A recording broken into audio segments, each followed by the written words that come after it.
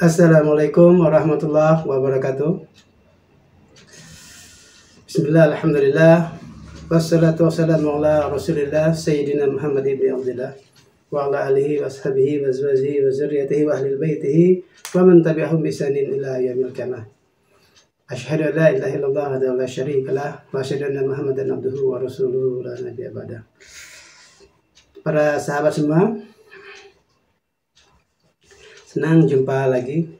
Setelah 4 hari yang lalu saya upload sebuah video mana dengan judul Prabowo Gibran Keok di Provinsi Jambi. Pada kesempatan kali ini saya akan mengulas kembali tentang hasil survei daripada Profesor Dr. Didin Damanhuri, seorang guru besar di IPB, yang mana saya tertarik untuk mengulas daripada surveinya tentang capres dan cawapresnya pada 2024 yang akan datang. Karena dia adalah non partisan, dia tidak memihak kepada salah satu pasangan capres dan cawapres di kompetisi berikutnya. Di sini saya akan lebih khusus membahas tentang survei Profesor Dr. Didin Damanhuri dari Provinsi Sumatera Selatan, di mana kita mengetahui capres dan cawapres kita tetap 3 pasang, Anies Muhaimin, Prabowo Gibran, dan Ganjar Mahfud.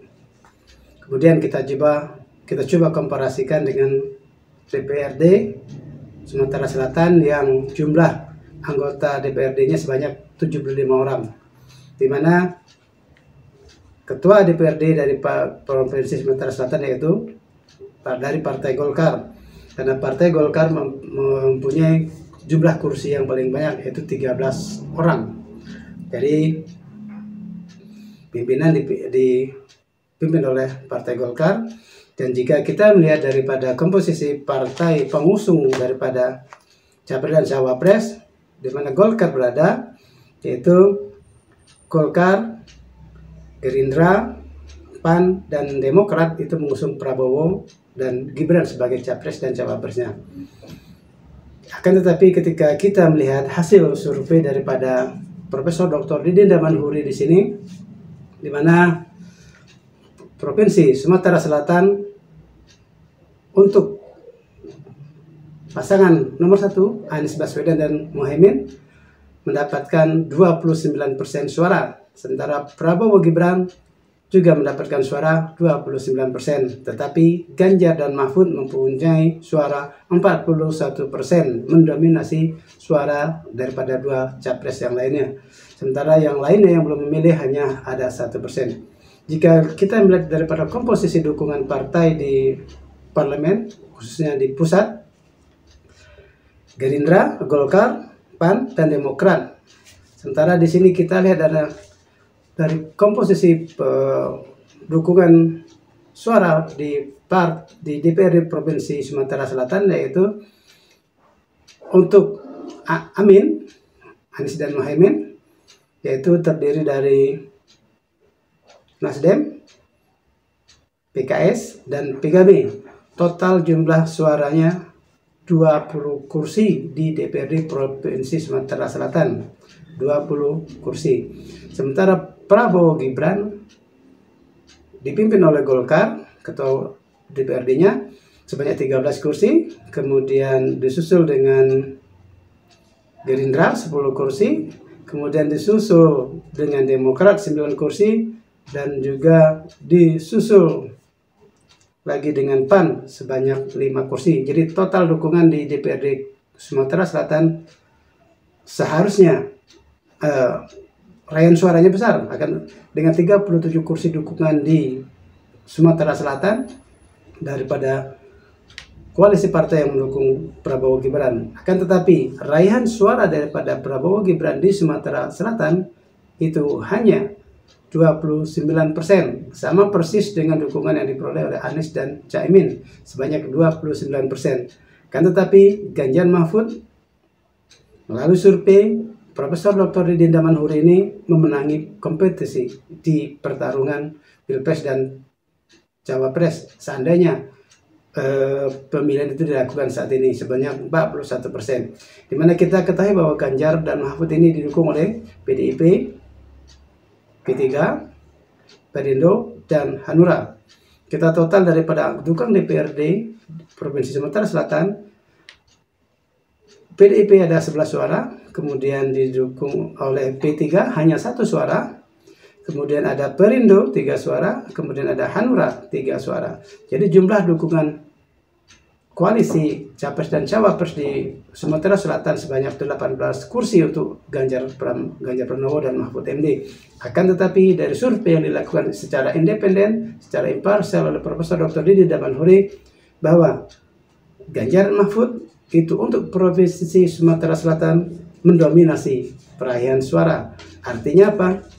Artinya partai pengusung presiden dan calon wakil presiden dari Prabowo Subianto dan Gibran ini suaranya banyak yang eksodus memilih Ganjar Pranowo dan Mahfud MD, sehingga limpahan suaranya diyakini dia hijrah kepada Ganjar Pranowo dan Mahfud MD. Karena kalau kita melihat daripada dukungan dari partainya sebanyak 37 kursi ini, artinya loyalitas daripada pendukung partai, pendukung daripada koalisi Prabowo Gibran ini tidak mantap, dia masih cair. Jadi apa yang diputuskan di pusat untuk menjadi bersama koalisinya, kan tapi di daerah khususnya Sumatera Selatan mereka tidak terlalu patuh terhadap pilihan presiden dan calon wakil presiden yang diusung oleh pemimpin-pemimpin partai di pusat. Kita lihat di sini juga begitu pun dengan Anies Baswedan dan Muhaimin, dia hanya mendapatkan suara 29% saja. Sementara raihan kursinya sebanyak 20 kursi, lebih banyak daripada dukungan yang didapat Ganjar Pranowo dan koalisinya Ganjar Pranowo dan Mahfud MD di Sumatera Selatan, yaitu hanya 18 kursi. Kan tetapi Anies Baswedan dan Muhaimin sebanyak 20 kursi, artinya ada perkiraan sekitar 2% atau ya sekitar kurang lebih 2% pendukung Amin ini hijrah juga ke Mahfud, ke Ganjar Pranowo dan Mahfud. Dan persentase terbesar yang hijrah kepada Ganjar Pranowo dan Mahfud adalah dari koalisi partai pendukung Prabowo Gibran. Ini sudah kita anggap sebagai suatu bukti real bahwa di setiap provinsi, dengan siapapun ketua daripada provinsi di DPRD provinsi tersebut, dia tak menjamin bahwa dukungannya akan full sampai dengan apa yang didapat oleh provinsi tersebut. Begitupun secara menyeluruh di DPR RI, banyaknya jumlah dukungan yang diperoleh oleh dari Amin adalah 29,09%. Ini belum kita mengetahui apakah dia akan solid sampai semuanya. Begitupun Ganjar Pranowo dan Gibran, Prabowo dan Gibran ada 45,39%. Ini tidak jaminan pasangan ini akan memenangi secara mutlak. Apalagi ada survei mengatakan bahwa akan terjadi satu putaran dan pemenangnya adalah Prabowo Gibran. Ini suatu katakan survei yang terlalu mengada-ngada, dan mungkin kita tidak tahu apa yang terjadi deal di belakangnya, dan saya sangat meyakini mustahil kalau bisa dimenangkan satu putaran oleh Prabowo Gibran dengan 45,39%, atau survei terakhir yang ada di media sosial adalah kita lihat 40, sekian persen. Artinya dia bisa memenangi itu, dan ini sangat suatu hal yang sangat mustahil, karena ini saja sebagai suatu bukti khusus untuk dua provinsi. Jambi kemarin kita sudah bahas, Prabowo Gibran juga keok.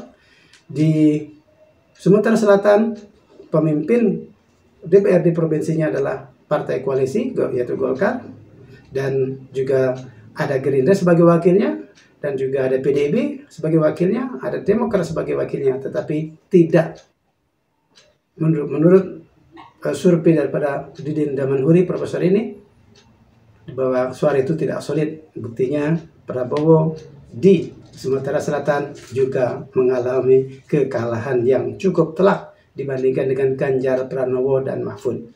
Terlebih lagi, kita belum lama ini kita menyaksikan di media mainstream dan juga di media sosial ada seorang surveyor yang asli orang Palembang, M. Kodari, yang menyatakan intelektualitas ada kepintaran daripada ketiga cawapres itu yang dia survei.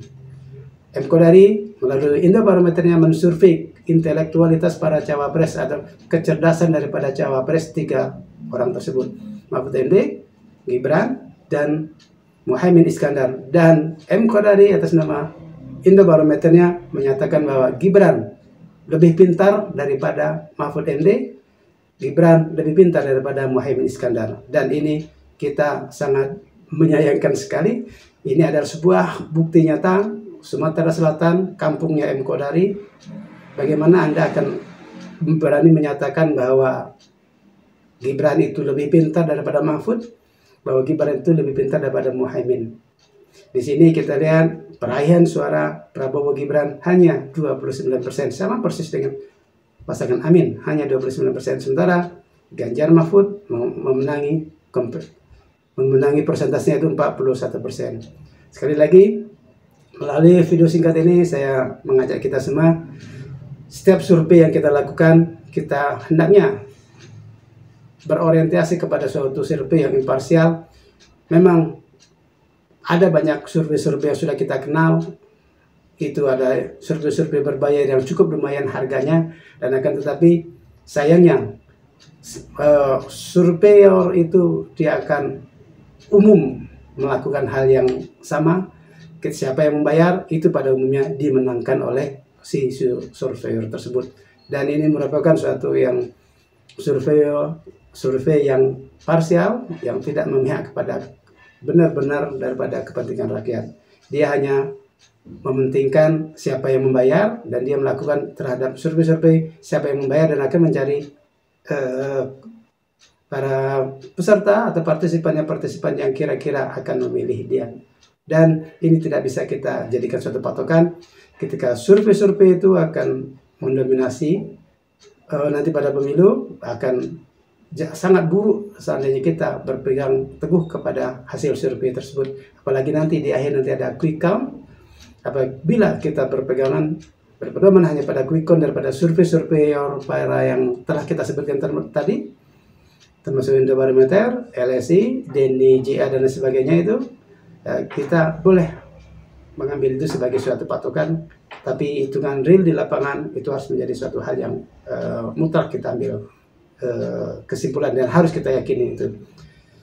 Dan sekali lagi, Sumatera Selatan pemenangnya adalah Ganjar Pranowo dan Mahfud MD 41%, pasangan Amin dan Prabowo Gibran hanya 29% masing-masing. Sekali lagi, kita lihat atau kita berpedoman pada surveyor yang memang benar-benar independen, yang mereka memang benar-benar ingin menyuarakan hati nurani rakyat dan menyampaikan ini kepada masyarakat secara umum. Dan saya sebagai penyambung lidah daripada Profesor Dr. Didin Damanhuri untuk menyampaikan survei ini per provinsi yang ada di NKRI ini. Dan ini adalah provinsi kedua, di mana provinsi pertama Jambi sudah nyata bahwa pemenangnya adalah Jambi, itu pemenangnya adalah Anies Muhaimin dengan 36%. Kemudian Sumatera Selatan pemenangnya adalah Ganjar dan Mahfud MD 41%. Dan saya kira Profesor Dr. Didin Damanhuri cukup fair dalam melakukan survei ini. Dia tidak ada bayaran daripada tiga kandidat tersebut. Semoga bisa bermanfaat. Saya hanya menyampaikan, dan kita bisa, dan silakan para pemirsa yang menonton mengambil kesimpulan mana yang menurut Anda yakini bisa membawa negeri ini kepada suatu negeri yang baldadun, thayyibatun, warabun ghafur. Assalamualaikum warahmatullahi wabarakatuh. Thank you for watching.